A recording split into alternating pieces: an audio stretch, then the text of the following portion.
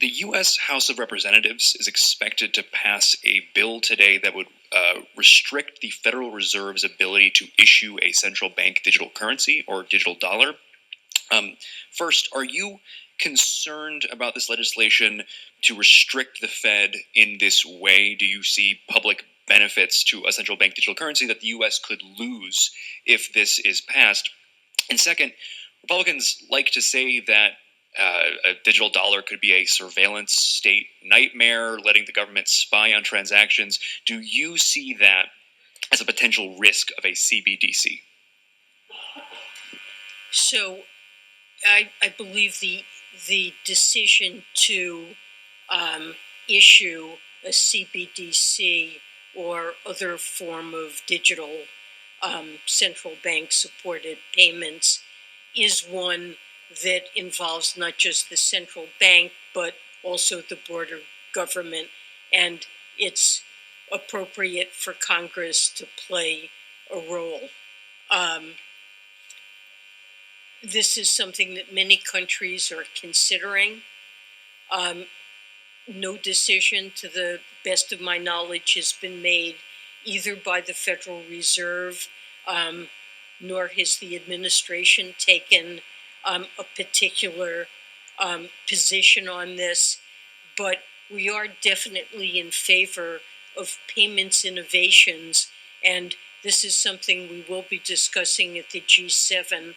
There are a rich set of innovations taking place in the payment system that could facilitate faster payments, more efficient cross-border payments, safer payments, promote financial inclusion. A CBDC might be one, but there could be other ways of accomplishing the same things. I do think responsible innovation that speeds up payments, makes them safer, enhances cross-border transactions. This is something that's valuable for the United States and for other countries, and there's a lot of innovation taking place in this space. So I'm not familiar with the details of this legislation, but it's something that I think Congress should be looking at with the objective of enhancing welfare in this space.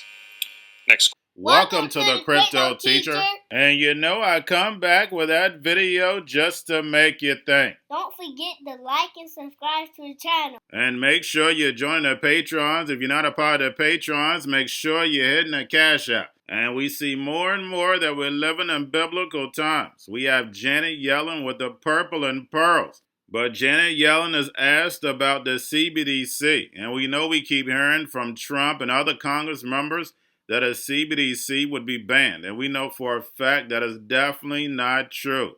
We see all the testing going on, and that's the reason why Janet Yellen ignored it, and then on top of it, stated that Congress should have a role in it. Guys, we know based on the Constitution, they decide or not the Fed, not the central banks. But we see the BIS and the central banks have been testing CBDCs, and those CBDCs are ready to go live. And Janet Yellen said that other countries are considering CBDCs. Guys, we know they already have the CBDCs planned because it's all about real-time settlement. That's the reason why these small and medium-sized banks have to go away.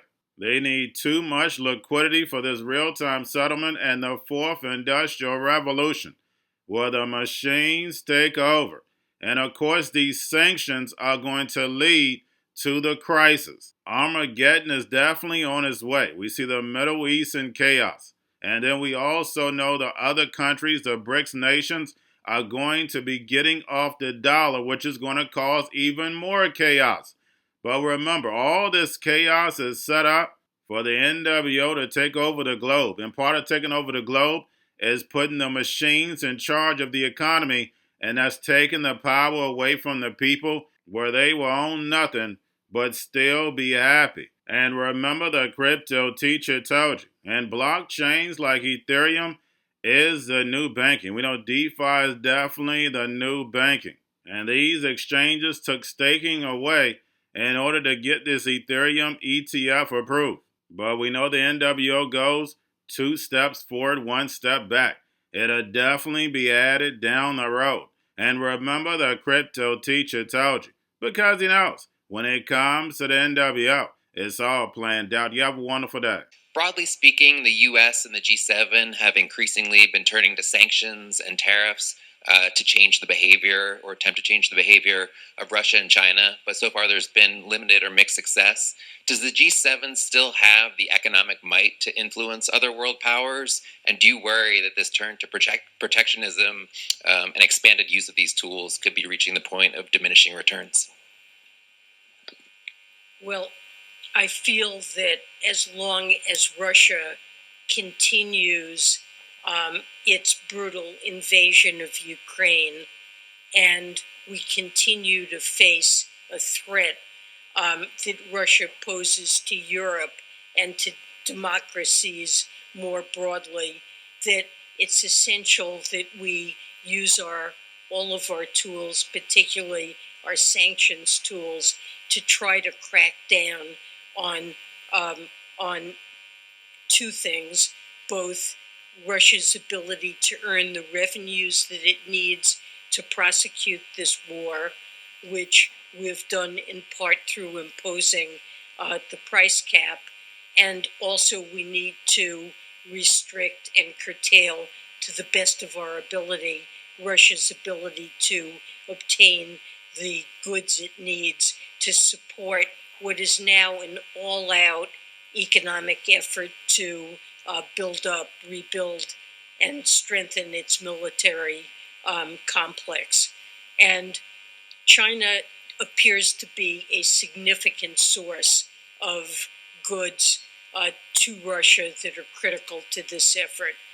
And I do feel it's appropriate for us and for the G7 and our partners working together to use the tools that we have to attempt to restrict that trade. And the executive order that the president signed several months ago is a key tool. It enables us to impose secondary sanctions on financial institutions that are facilitating this trade. We've not yet sanctioned any financial institutions. This applies not just to China, but to any country that is facilitating this trade. And I believe we have the possibility of using this tool somewhat more aggressively.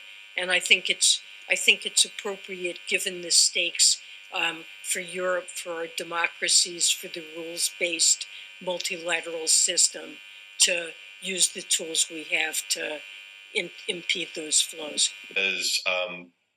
What they've done is eliminate staking from the applications, and ETH staking is part of the total return profile of ETH.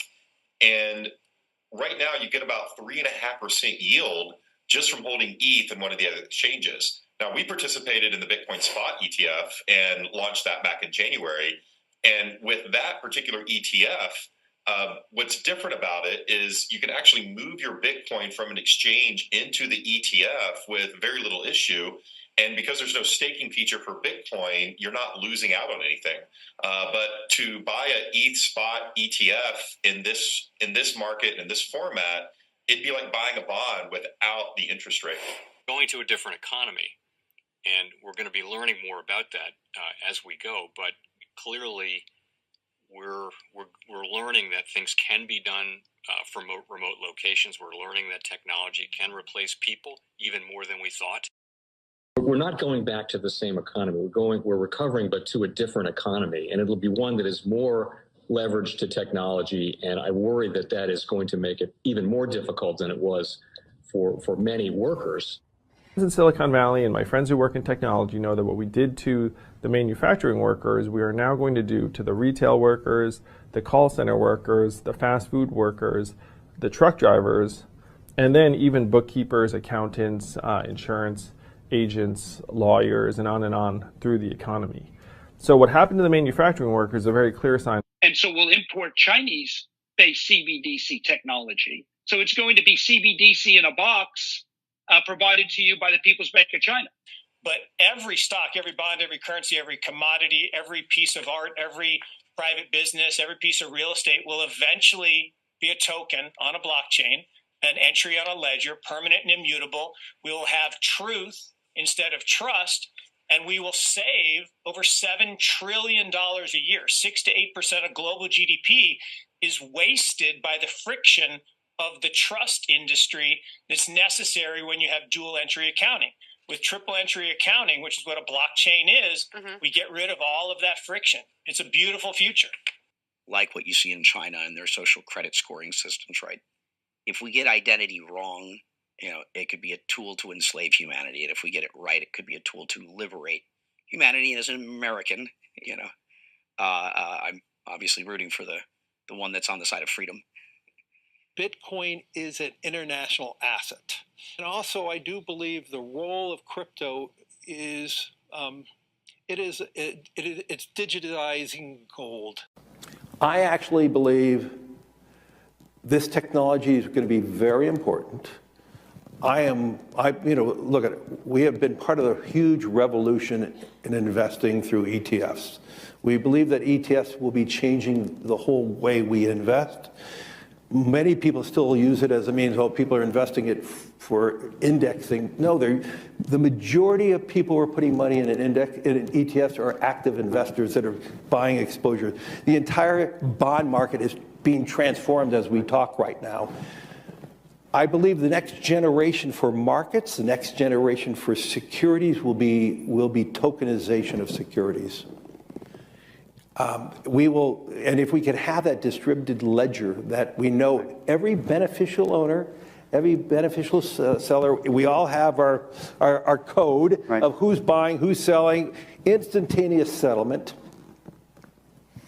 And think about it, it changes the whole ecosystem. Chinese bank ICBC has been hit by a ransomware attack, and the U.S. Treasury market, as a result of that, has been disrupted. This, according to the Financial Times.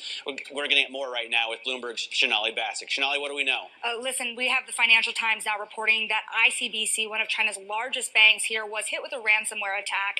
And remember, they're a very significant intermediary in the Treasury market. The SIFMA has told its members that this has been part of the reason here that the system is kind of clogged up, if you will, during that auction that we saw a little bit before. The attack had prevented ICBC, according to the Financial Times, from settling Treasury trades on behalf of other market participants. A large executive at a major bank also telling the paper that such a large party on the fixed income clearing corp creates major concerns, potentially impacting the liquidity of Treasury markets. Now, it was not just a poor auction. It was absolutely lousy, and when the dealers have to step in to save a treasury auction, that's a rare occurrence. I hate when countries go off the dollar. I would not allow countries to go off the dollar, because when we lose that standard, that will be like losing a revolutionary war. That will be a hit to our country, just like losing a war. And we can't let that happen. And too many countries now are fighting to get off the dollar. Cryptoteacher and the New World Order book, plus the 3 Kids books. It's time to re-educate. Also, new to cryptos, Coinbase, Bitrue, Binance.